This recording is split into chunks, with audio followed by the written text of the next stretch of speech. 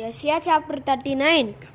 ఆ కాలమందు బబులోను రాజును ప్రధాన కుమారుడైన మెరోదక్బలదాను హిజ్కియా రోగి అయి బాగుపడిన సంగతి విని పత్రికలను కానుకను అతని వద్దకు పంపగా హిజ్కియా దూతలు వచ్చిన మాట విని వారి లోపలికి రప్పించి తన ఇంటనేమి రాజ్యమందేమి కలిగిన సమస్త వస్తువుల్లో దేన్ని మరుగు చేయక తన పదార్థాలను కలుగొట్టును.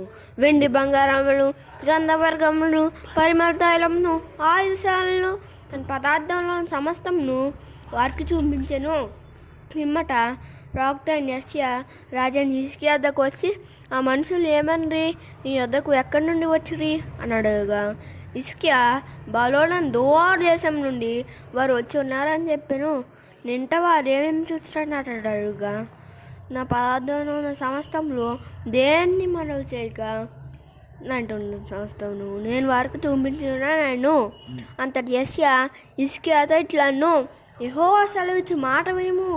రాబో దినముల్లో ఏమి మిగలకుండా నేను సమస్తమును నేటి వరకు నీ పితరులు సమకూర్చి దాచిపెట్టిందంతయును బబులోను పట్టణమునకు ఎత్తుకుని పోదురని సైన్యానికి అధిపతి యెహోవా సెలవిచ్చుచున్నాడు. మరియు నీ గర్భమంది పుట్టిన పుత్ర సంతును బబులోను రాజు నగరనందు నపుంసకులుగా చేయటకే వారిని తీసుకుని పోదురు. ఆమేన్.